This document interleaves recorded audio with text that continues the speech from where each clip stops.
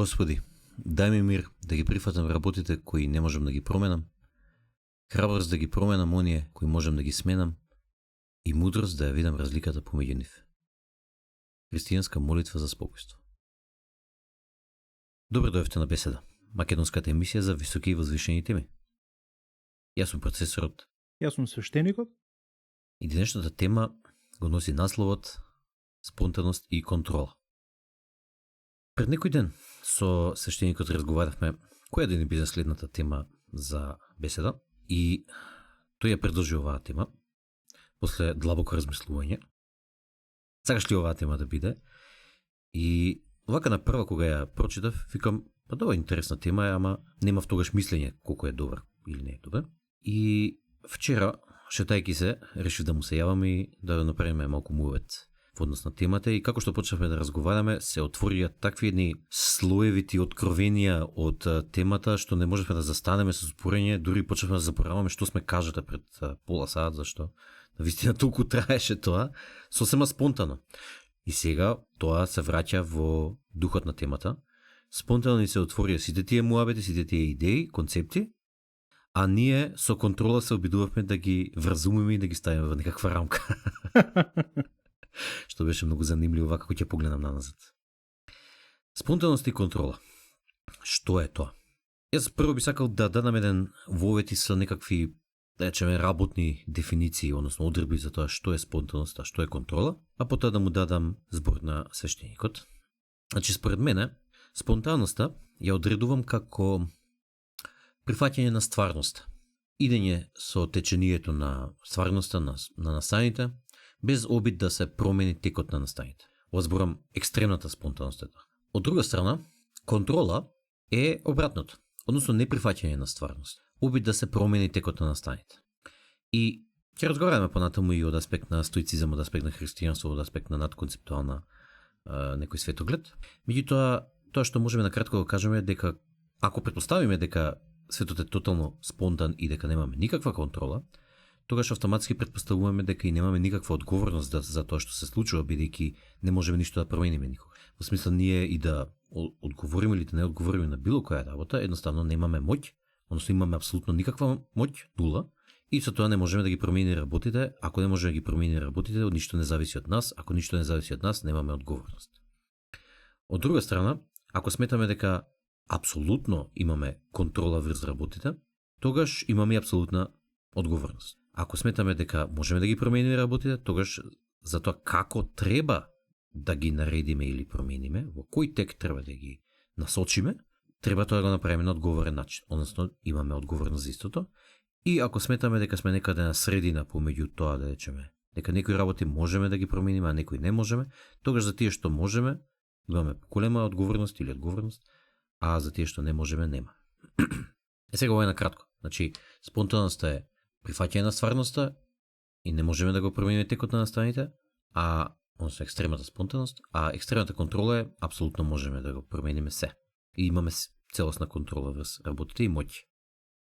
Ето тие се моите работни дефиниции, а сега ќе му дадам збор на свештеникот, кој што знам дека има и да додаде нешто на самиве дефиниции, како и на нивното толкување. Повели. Благодарам, процесоре. Добро, ти во твојот вовет ги кажа добро дефинициите. Убаво ја постави ситуацијата и како ние размислуваме на овие теми. Ми се допаѓа што кажа екстремна спонтаност и екстремна контрола, а сега ќе објаснам и зошто. Значи, според мене, човечкиот живот, особено човечкиот ум, пулсира помеѓу два пола. Од една страна е контролата, и сега таа контрола во себе опфаќа и многу други концепти или особини. Тука е структурата, нели, во умот и во животот, намерите кои што ги имаме, дисциплината која што имаме и така натака, и одговорноста која што имаме. А од друга страна го имаме другиот пол, тоа е спонтаност. И тука спаѓаат работи како што е отвореност, доверба, верба, опуштеност и така натака. Сега, сите знаеме дека преголема контрола ги гуши процесите и добробитот на системот, а преголема спонтаност исто така ги расипува и ги уништува оние конекции кои што ги имаме меѓу нас. Средината помеѓу овие две екстреми може да ја наречеме зрелост, може да ја наречеме умереност и така натака. Меѓутоа, според мене, кога станува збор за овие две карактеристики, иако не својствено за нас, бидејќи ние цело време се залагаме за баланс во сите работи, тоа е надконцептуалниот приод, сепак, во овој аспект, надконцептуалноста не бара баланс, не бара умереност на овие две карактеристики, туку бара дека овие две карактеристики треба да се екстремизираат. Бара екстремизација на овие две особини. Меѓутоа, во исто време и двете. Значи, не едната да се екстремизира, другата не, или еднаш едната, друг пат другата. Туку двете во исто време, без при тоа да се влезе во контрадикторност. Значи, тука е надконцептуалност. Не влегуваш во контрадикторност. За тоа е потребно многу свесност, многу зрелост и многу смиреност пред се. Ова е веќе навлегува во висока форма на надконцептуалност, затоа што ние не зборуваме за концепти кои што треба да ги користиш еднаш во едно време, друга во друго време, ниту пак да бараш некоја повисока лекција од овие два концепти или да најдеш решение, туку ово е буквално живење со двете екстреми. И ова иде дури над самата надконцептуалност како што е замислена како надконцептуално размислување, туку ова е веќе надконцептуално живење, надконцептуално постоење. Значи ти живееш помеѓу две екстреми, живееш во контрадикторности, без при тоа да изгубиш својата стабилност. И тоа е веќе навлегува во она тиркизна фаза на спирална динамика, која што се нарекува холистичка, или може да ја наречеме просветлена, не е важно, каде што човекот се чувствува веќе дека е дел од самата реалност и сите работи кои што постојат во реалноста него не го бунат, туку тој ги користи во истиот момент. Сега, накратко, сакам да објаснам кои се овие екстреми кои што треба да се користат во исто време. И со самото тоа што ќе ги објаснам, треба слушателот и ние двајца да разбереме како би изгледало или да си направиме слика како би изгледало користењето во исто време. Значи како може овие две навидум спротивни работи да се користат во исто време или да се живеат во исто време. Значи што е она радикална одговорност која што зборам? Таа е аспект на контролата, или кога кажав под контрола, кои концепти спајат или кои особини, ја спомнав и одговорност. Па одговорноста е најважниот аспект на контрола. Сите други аспекти се помошни. Одговорноста е најважна. И јас сметам дека одговорноста треба да се радикализира. Кај надконцептуален човек, кај еволуиран човек, одговорноста е радикална, екстремна, највисока што може. Тоа што значи? Тоа значи да превземеш одговорност за целиот универзум. Значи не само за сам себе, за тие околу тебе и така натаму, за целиот универзум, за се што постои. Зошто е ова важно? Ние знаеме дека немаме сила да промениме се, ако некоја звезда на небото се уништува милиарди години далеку од нас, ние немаме никаква сила да направиме нешто. Зошто тогаш да превземе одговорност за таков процес што се случува? Зошто? Бидејќи ова е многу корисен метафоричен хоризонт. Значи ова е, што би рекле англичаните, mindset или на македонски нарав, да се живее како твоите постапки да имаат космичка тежина.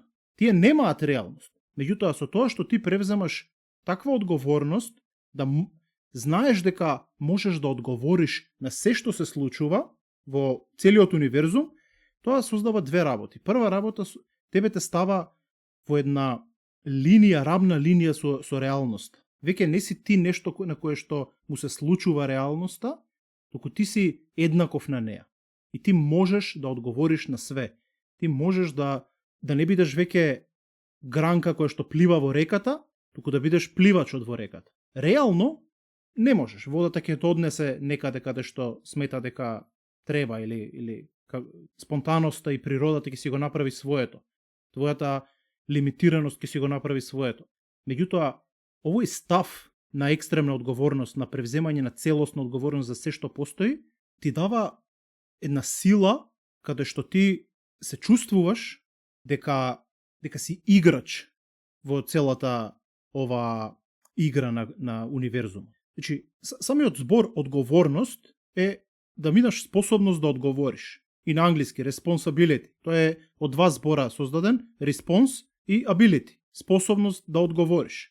Тоа е всушност онаа свесност дека на се што се случува во светот ти можеш да одговориш. Не е важно како одговараш. Одговорност не е да имаш добри одговори, да имаш однесување кое што е богоугодно или кое што е прифатено од општеството или кое што ти лежи на срцето и така натака.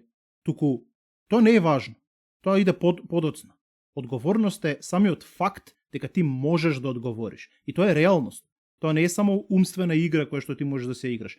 Ако се случи некоја катастрофа на небото или некоја ѕвезда се уништи која што ти не си афектиран, ниту пак можеш да направиш нешто, ти сепак можеш да одговориш. Можеш да го видиш тоа што се случува и можеш да кажеш добро, тоа е добро што се случи, ова е лошо, ич не ми е гајле што се случува, или гајле ми е многу, или сакам да го проучам, или ова значи тоа, или ова не значи ништо. Тоа се све одговори. И тие произлегуваат од твојата еднаквост или твојот удел во Господ, во апсолутното. Ти имаш удел во реалност и треба да се однесуваш како да имаш удел. И тоа е таа екстремна радикална одговорност која што мора да ја имаш. Сега, ова е едниот аспект. Аспектот на контрола. Имаме друг аспект. Го имаме аспектот на доверба. Кога кажав спонтаност, или тука кажав различни аспекти, најважен според мене е аспектот на верба или доверба. Најважен е доверба. Што значи доверба? Доверба значи верување на универзумот. Меѓутоа не тука како еден вид на алиби за инертност, туку како интелигентно согледување или признавање на реалност. Значи, после одреден труд да се отстапи чекор и да се слушне една повратна информација на стварност. Или пак свесно да избереш пасивност, бидејќи така ти вели интуицијата. Значи, тука главно зборуваме за слушање на интуицијата. Тој gut feeling, како што велат англичаните, тоа е свесна спонтаност. Спонтаноста исто така доаѓа од истиот извор од каде што доаѓа одговорност. Одговорноста вели, јас сум дел од апсолутното. Бидејќи сум дел од апсолутното, јас имам удел во се што се случува. Јас имам моќта да одговорам на све, да бидам еднаков со се што се случува. Не сум јас жртва, не сум јас нежива материја која што само и се случува нешто, не, туку јас сум жив дел од апсолутното и можам да одговорам на се. Спонтаноста или довербата го вели истото. Вели јас сум дел од поголемиот ум, дел од апсолутното. Кога работам одредени работи, преку мене работи апсолутното, преку мене работи Господ. И затоа, во одреден момент, ти треба да се повлечеш и да дозволиш самата таа работа или самиот тој подвиг кој што го работиш, да биде превземен од од твојот поголем аспект. Или да дозволиш природата да го направи она кое што сакаш да биде направено.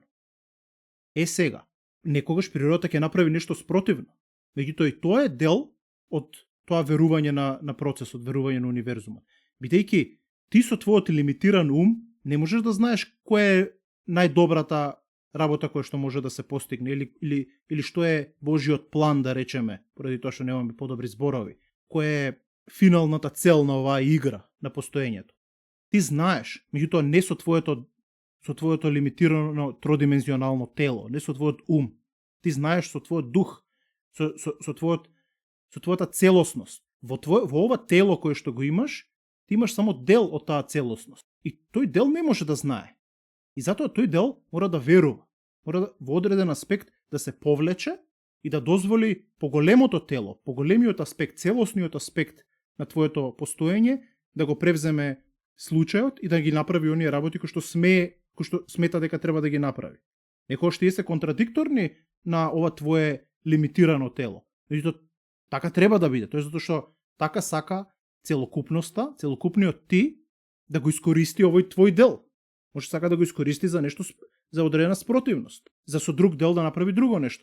Истото знаење дека ти си дел од апсолутното, од севкупноста, во исто време ти вели дека треба да превземеш одговорност и да се идентификуваш со таа севкупност, со тоа што ќе превземеш целосна одговорност, радикална, и во исто време ти вели дека треба да превземеш радикална доверба или радикална спонтаност, да речеме, со тоа што во секој момент ќе дозволиш целокупниот ти, апсолутното, да го превземе кормилото, да си ги исполниш ти целите, меѓутоа преку апсолутниот ти, преку твојата целосност.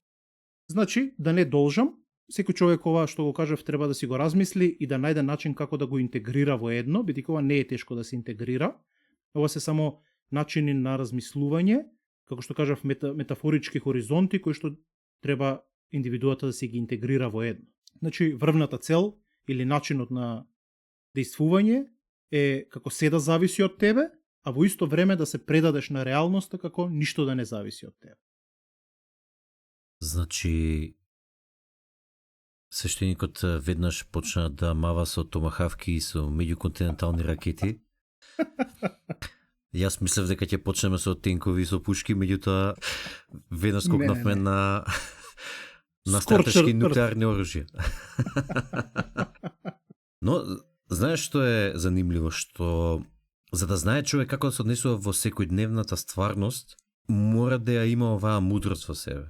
Бидејќи ние можеме да расправаме, да им кажеме луѓето, па однесувајте се вака, или така, и тие нема да знаат зошто е тоа така, зошто истовремено треба да сметаш дека имаш контрола и дека треба да преземеш апсолутна одговорност за се, а истовремено дека се е спонтано и дека треба да прифатиш се. И уште по, речем, проблематично ќе им биде како можат овие две да се поклопат меѓу себе, како се хармонизираат овие две меѓу себе кога очигледно се спротивни. Епа, интересното е дека тие двете се вистина, баш како што каже свештеникот. Истовремено треба да преземете апсолутна одговорност за се и да се однесувате како да имате удел во она што се случува во универзумот и дека дури би одел до некаква екстрема да кажам дека не само што локално зависи од вас, туку и глобално зависи се од вас, бидејќи универзумот функционира како еден механизам кој што ако смениш тука мало парче, тоа ќе може да предизвика огромни промени на некое друго место. Она знаете теорија на хаосот слично. А од друга страна, дека големата слика е нешто што е во рацете на големата моќ, во рацете на апсолутното. И вие сте дел од апсолутното, и заради тоа локално може да делувате, меѓутоа истовремено она што е апсолутното, она поголемото вие или ти, е нешто поголемо што ти како малечко тридимензионално суштество како човек не го разбираш и не можеш да го разбереш во крајна линија, можеш да го осетиш, баш како што каже свештеникот, душевно, можеш да го осетиш, меѓутоа не го разбираш. И заради тоа, за тебе тоа изгледа како спонтано, односно е спонтано и треба да апсолутно да го прифатиш. Значи истовремено и двете перспективи се важечки. И ова е она една класична дебата помеѓу, нели, застапувачите на тоа дали се има слободна волја или не, дали има детерминизам или не. И има еден поглед кој што се вика компатибилизам, кој што вика дека истовремено универзумот има своји закони и тие се апсолутни, ама истовремено постои слободна волја. И можеш да постапуваш и да правиш разлика. И тие двете се компатибилни меѓу себе. Знам дека е малку проблематично тоа да се увиди, меѓутоа тоа е слично на една изрека која што постои во разни урбанизирачки или еколошки движења, а тоа е мисли глобално, делува и локално. Значи, иако не изгледа дека не можеме да ги промениме работите на глобално ниво, тоа е истовремено и вистина и невистина. Иако не изгледа дека на локално ниво можеме да ги промениме работите, и тоа е и вистина и невистина, затоа што и двете си зависат меѓусебно, се меѓузависни и меѓуврзани. Сега, некој би рекол, како е возможно, да го земеме христијанското толкување. Бог го создал човекот во својата слика, Бог е создател на се, тој е сезнаен, се присутен, се моќен. Знае што ќе се случи, знае како започва универзумот, знае како завршува, за него нема почеток и крај, за него нема време, тој го создава времето, тој го создава процесот. Значи, тој создава така нареченото, ние тоа што го поимаме за течение, кај него е веќе осознаено. И сега ако знаеш се, и он ги дава, нели, правилата на универзумот, како се функционира, физичките закони, што и да. Тогаш, како може да кажеме дека христијанското толкување е точно во тоа дека на луѓето им дал слободна волја? И одговорот е дека едноставно Бог тоа може да го направи. Дека без разлика што он ги дал физичките закони, бидејќи е семоќен, он може да создаде луѓе кои што имаат слободна волја. И тоа воопшто не е едното со другото спорно. Туку кога ќе се погледа надконцептуално, ќе увидиме дека само така и може и да биде. Не може инаку да биде. Значи, за да воопшто постои течение и процеси, мора да постојат ентитети кои што тие процеси ќе ги изведуваат, кои што ќе носат одлуки, кои што ќе прават постапки, кои што ќе прават разлики помеѓу постапка А и постапка Б и ќе одберат да прават Б наместо А и така натаму. И сето тоа е дел од слободната волја. Иако сето тоа функционира по законите и принципите кои што Бог ги поставил да функционираат.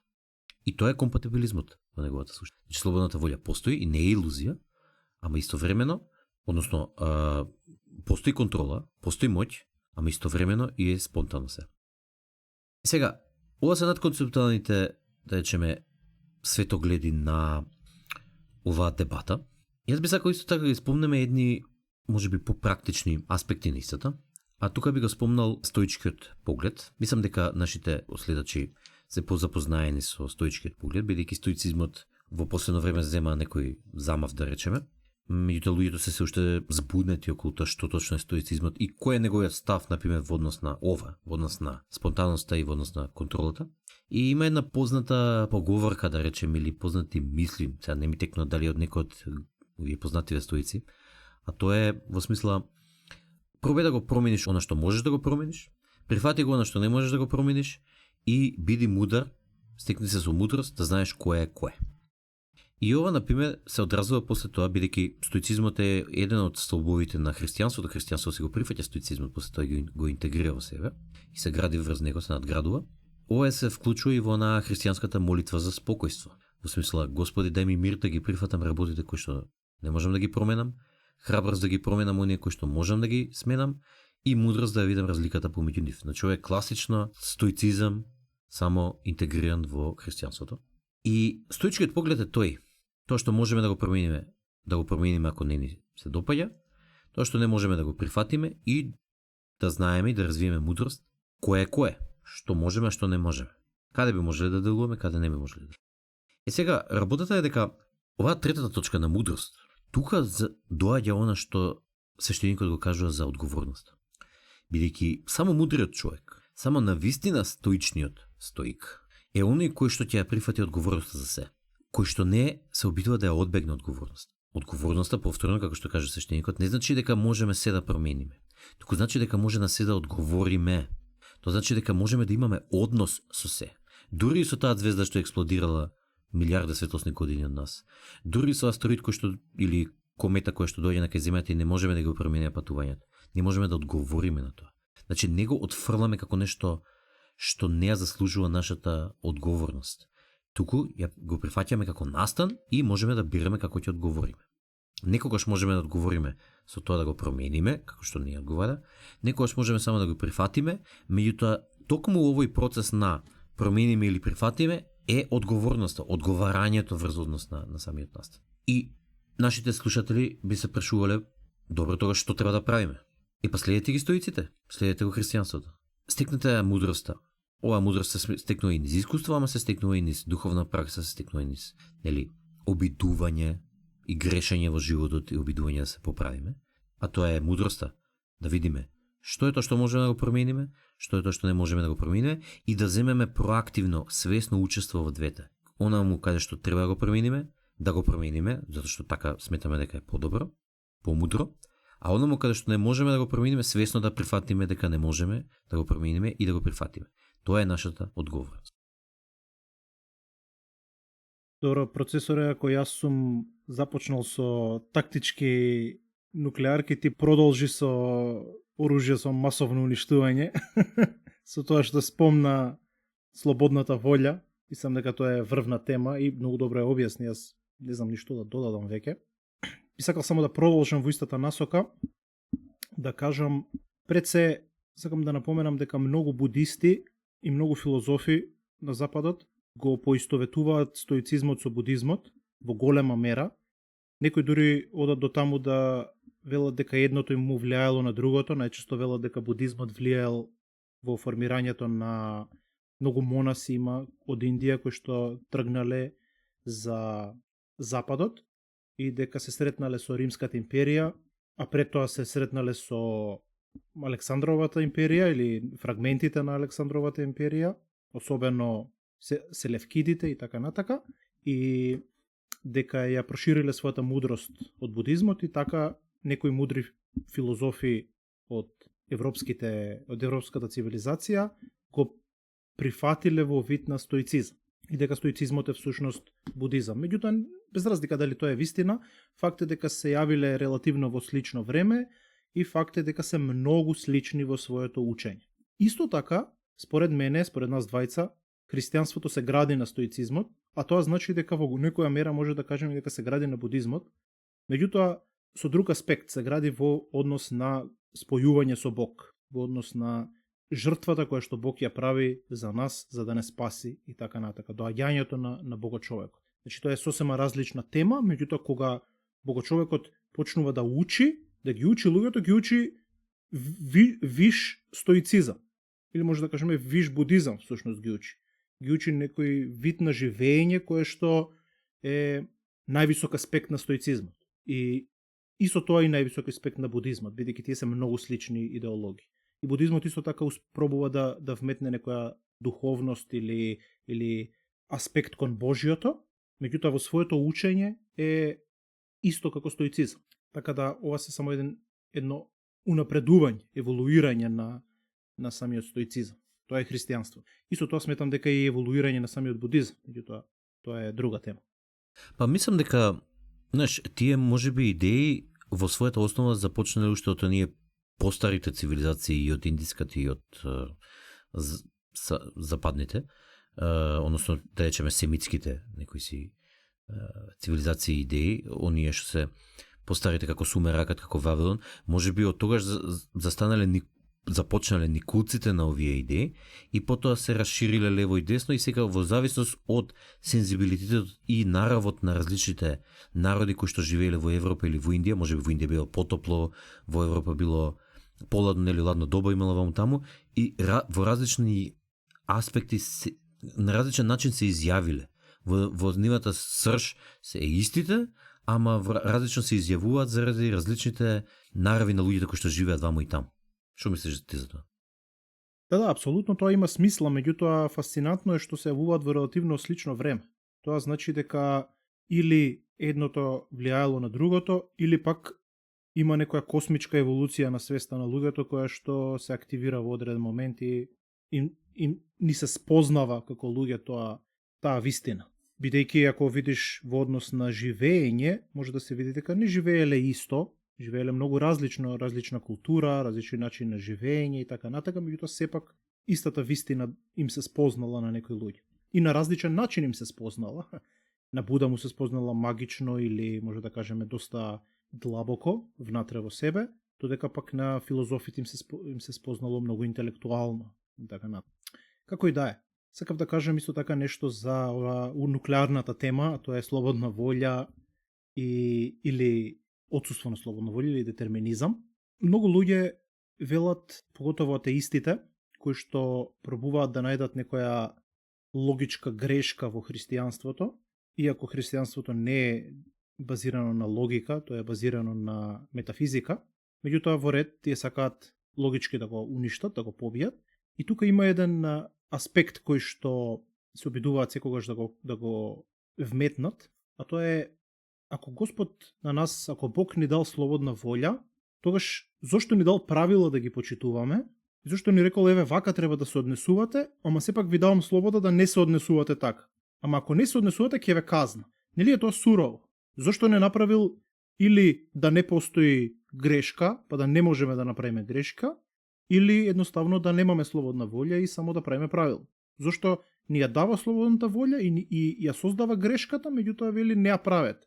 Епа, тоа е во самото прашање се наоѓа решението на детерминизмот и слободната волја. Всушност, што се случува? Се дава слободна волја, меѓутоа се вели постои детерминизам, постои правилен пат. Ова е правилниот пат, ова е како ќе се случи, како ќе биде. Сега, твое не е да живееш слободно. Твое е да влезеш во умот на Бог, да станеш синхронизиран со умот на Бог и да дозволиш детерминизмот да тече низ тебе. Значи, не е прашање дали судбина постои, дали постои карма и така натака. Туку прашање е дали си ти синхронизиран со нејзе. Тука е слободната волја. Ти можеш да не бидеш синхронизиран и пак ќе се случи тоа што ќе се случи, или можеш да бидеш синхронизиран и тоа што ќе се случи да биде твоја волја исто како што и Божја волја. Ете овде лежи клучот на оваа дилема. Бидејќи она што е детерминирано не зависи од тоа дали ти ќе направиш вака или онака. Туку зависи од тоа дали ти си во склад со течението на универзумот или не си во склад. Што тоа значи? Тоа значи дека ако јас пливам по една река, да речеме, и прифатам дека овој брод по кој што пловам може да се преврти и дека тоа е сосема во ред. Кога тој ќе се преврти, тука веќе не доаѓа збор за детерминизам или слободна волја. Ти си бил во склад со она што може да биде. Меѓутоа, доколку ти не ја прифаќаш реалноста и велиш овој брод не смее да се преврти, не смеам никако да паднам зашто тоа ќе биде лошо, кога тој ќе падне, ти велиш аха, ова не отиде по мојата волја. Меѓутоа, ако твојата волја спаја или опфаќа и паѓање на бродот, превртување на бродот и непревртување на бродот, ја прифаќаш реалноста со сите нејзини аспекти, тогаш детерминизмот и слободната волја стануваат едно нешто. Се што може да се случи е се што ти си прифатил дека може да се случи. И што и да се случи е слободна волја. Меѓутоа, кога ти не прифаќаш веќе нешто, и тука лежи моментот на дрвото на плодовите на познавањето на доброто и злото. Бидејќи ти тука веќе почнуваш со дискриминација, ти велиш ова е добро, ова е лошо, ова не го сакам, тоа не го сакам. И тука се раѓа конфликтот на слободна волја и детерминизам. Меѓутоа, кога ти велиш се што се случува, апсолутно го прифаќам. И смрт, и живот, и сиромаштија, и богатство. Ги прифаќам целосно, бидејќи јас сум дел од Бог, јас сум апсолутното. Ова е само филм кој што јас го гледам. И ги прифаќаш целосно, си работиш кон доброто, меѓутоа си ги прифаќаш сите резултати. Тогаш се што ќе се случи е твоја волја на некој начин. Или подобро кажано, се што ќе се случи е прифатено од тебе. И тука во овој момент слободната волја и детерминизмот се едно нешто. Меѓутоа, кога ти ќе се бориш со она што може да биде, тогаш веќе стануваат две различни работи. И на тој начин, во човечки аспект, се решава всушност овој конфликт. Дали постои детерминизам или слободна волја. И исто така, доаѓањето на Христос и неговото учење како да бидеме богоугодни е токму тоа. Те учи како да ги споиш слободната волја со детерминизмот или со волјата на Господ. Кога ќе ги споиш овие две работи, кога ќе живееш богоугодно, или тоа значи да живееш онака како што детерминизмот смета дека треба да живееш, во тој момент ти всушност си се синхронизирал со Божјата волја и веќе што и да се случи е во исто време и детерминизам и апсолутна слободна волја. Ете, тоа е малце конфузно и комплексно, меѓутоа тоа е мојот обид да парирам на твојата атомска бомба. Идеме сега со ласери од Вселената. Вонземски оружје, што не знаеме никој што постава. Убаво што го кажува со атеистите, затоа што тие црвме се обидуваат на некаква логичка замка да ги фатат верниците. И занимливо е дека јас сум бил еден од нив. На времето ми текна уште во основна школа, кога еден другар од моето телени ми викаше: "Ма зошто не веруваш во Бог?" И јас му кажав: "Па кога ќе го видам, ќе верувам." И тоа ми изгледаше како многу досетливо тогаш. И знаеш, тоа е еден емпириски материјален пристап на истото. Ама работата е дека кога, нема врска, јас после години го видов Бог. Ама работата е во следно, работата е дека можеш да го видиш само кога ќе прекинеш да бараш да го видиш, и дека самото видување, самата способност да гледаш и да размислуваш и да даваш судови доаѓа пред тоа. И сега, значи, како што и се во наводници расправ пред некој ден со еден човек на Твитер, тој ми бараше докази каков е тој Бог, како ова, како тоа. Едноставно, самото влегување, самата твоја способност да влезеш во дебата и да расудуваш за тие работи е доказ дека постои Бог. Затоа што тоа ти не може да доаѓа од ништо. Не може таа способност да ти доаѓа од ништо. Не може да се створила магично. Значи таа способност е веќе вградена во универзумот и ти си како човек ја користиш. Па таа вграденост во универзумот, тоа е Бог. Значи, тоа е таа внатрешност, еден субјективитет. Самиот твој субјективитет, самото тоа што не си биолошка машина која што нема внатрешност, не си робот, само тоа што знаеш и осеќаш дека постоиш внатре во себе си, е доказ дека Бог постои, затоа што таа не доаѓа од ништо, токму тоа е Бог. И ние, јас и свештеникот кој ќе кажеме дека Бог е во тишината, Бог е во на платното на кое што се одвива светот, односно стварноста, дека тоа е оној наблюдувач од внатре кој што доаѓа.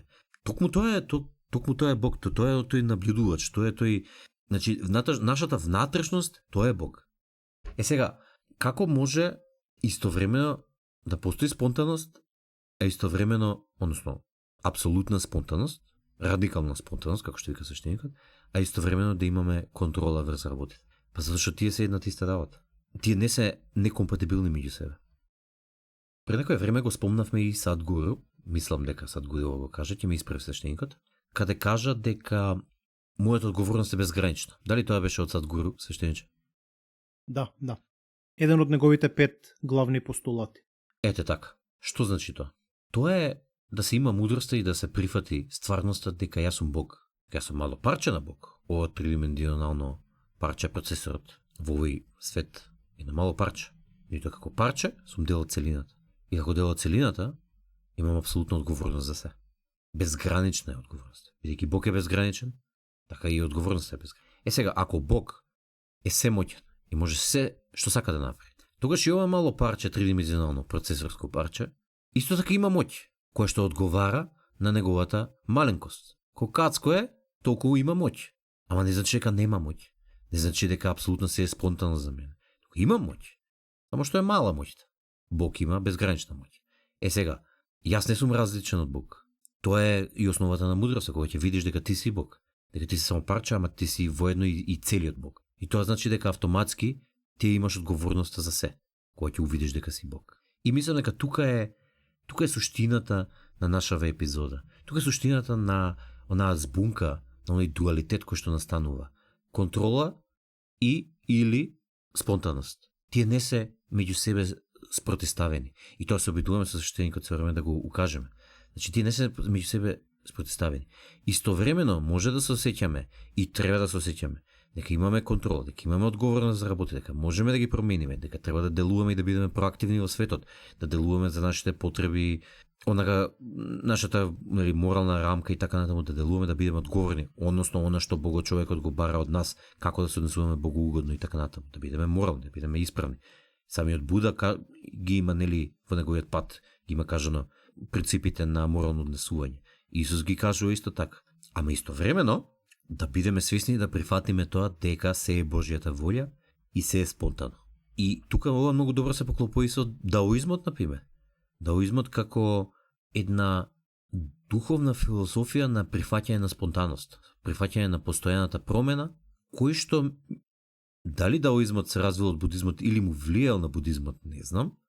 Меѓутоа тој ја направил однаа разлика или напоредно се создала оваа разлика на атман со анатман помеѓу хиндуизмот и будизмот. Значи, постојам јас и не постојам јас. Па даоизмот вика се е флукс, се случува цело време, се е спонтано. Анатман е. А хиндуизмот вика, и така вика будизмот, а хиндуизмот вика не, постојам јас и имам удел и така натаму. Вистинската мудрост е дека и двете се вистина, двете позиции. Така и големите мудреци го признале тоа и го гледаат. Например, просветлување, самиот концепт кај будистите често се нарекува нирвана, што значи состојба на ништо, блажена состојба на ништо, или само состојба на ништо, додека пак кај хиндуистите се нарекува мукти, или слобода.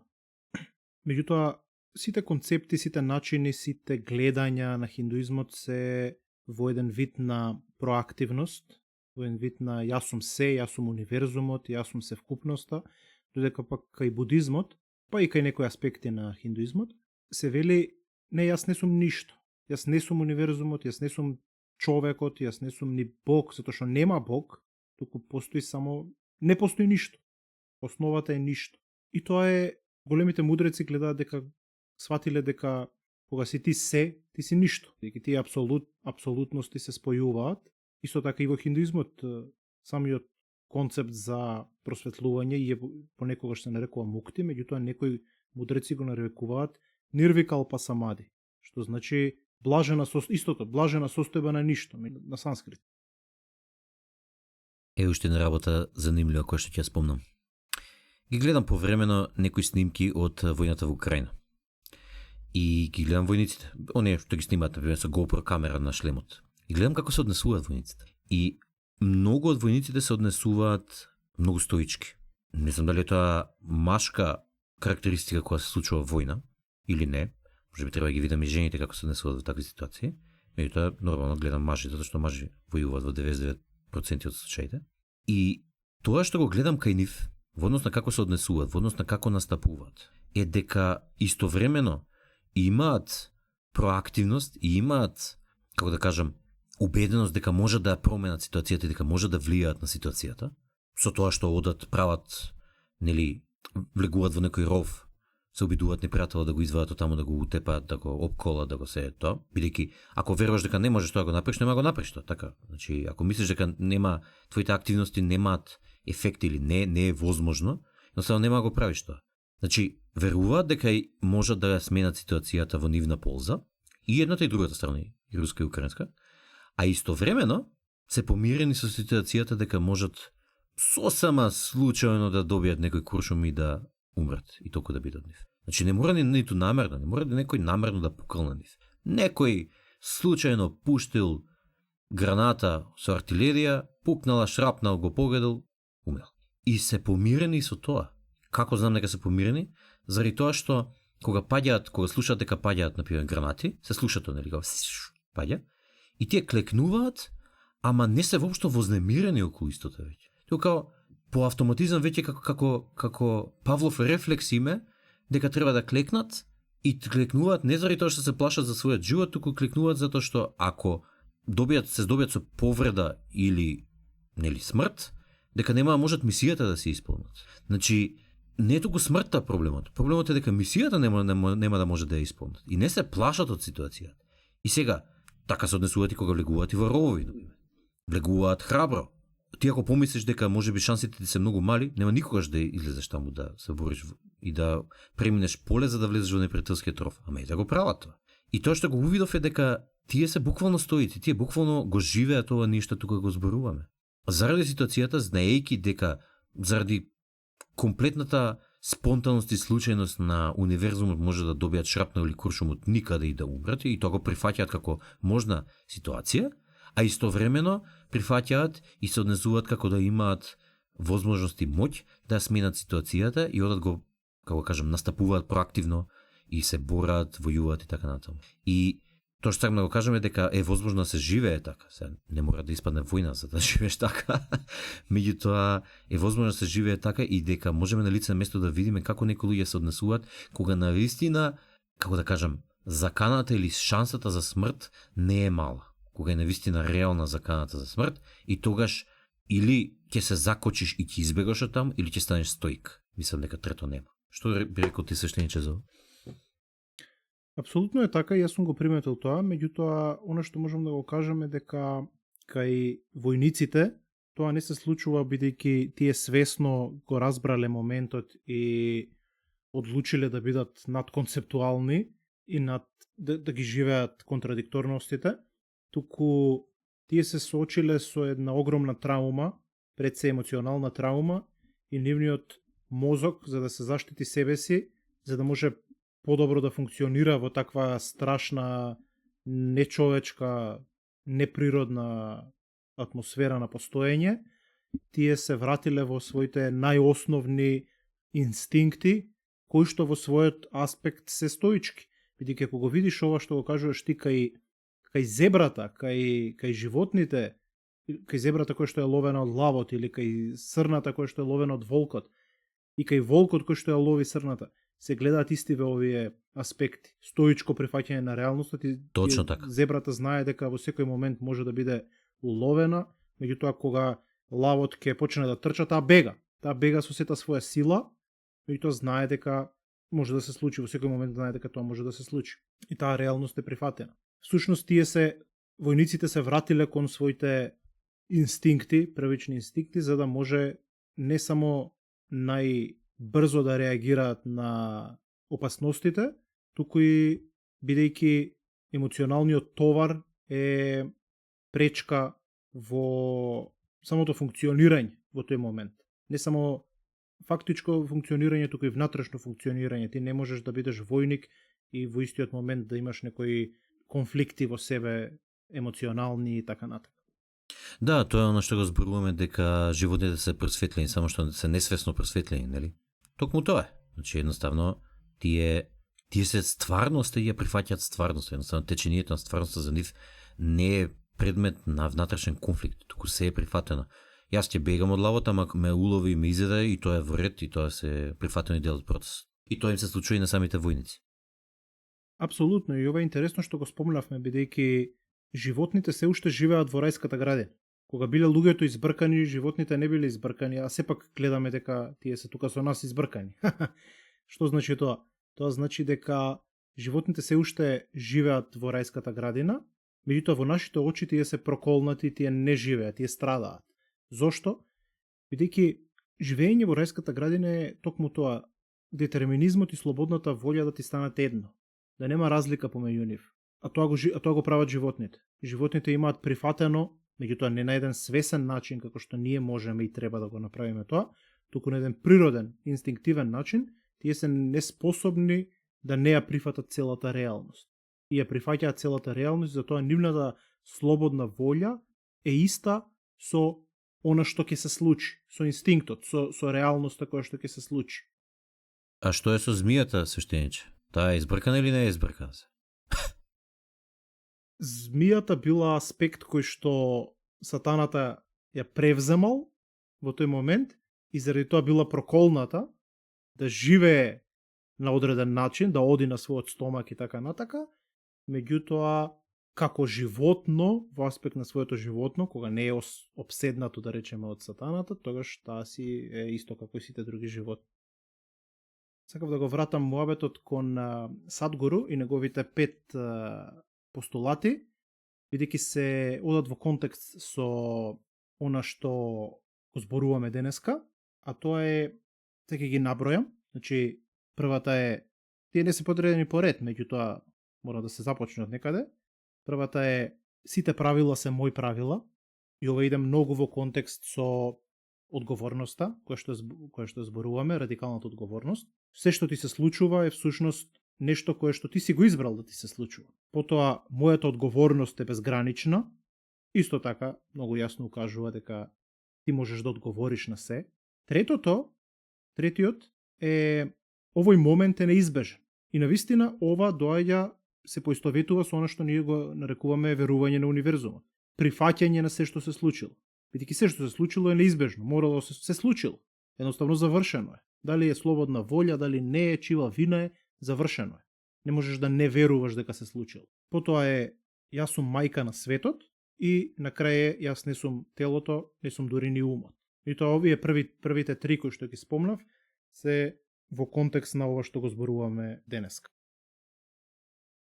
И тоа е една сосема добра точка на која што можеме да ја затвориме денешната епизода. Значи да ги подсетиме нашите следачи, денешната епизода беше на темата спонтаност и контрола. И се надам дека им се допадна оваа епизода, бидејќи навистина не е толку едноставна самата тема, како што може да се види од разговорот, меѓутоа истовремено е многу супер едноставна. Едноставно треба радикалните аспекти на овие две работи да ги напоредно да ги прифатите дека постојат и истовремено се остваруваат. И толку едноставно е во низината суштина.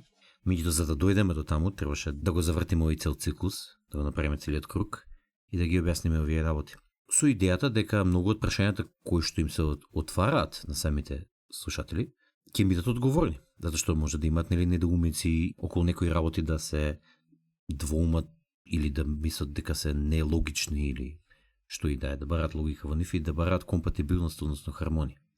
Па тоа беше идејата, да ви покажеме дека всушност хармонијата постои и дека кога ќе откриете, кога ќе почнете да ја живеете, тогаш ќе ви биде сосема јасно која е хармонијата, каква е и се она што го зборуваме тука, а и уж верувам и многу други аспекти, ќе ви станат јасни и ќе ви се откријат. Затоа и се вика откровени.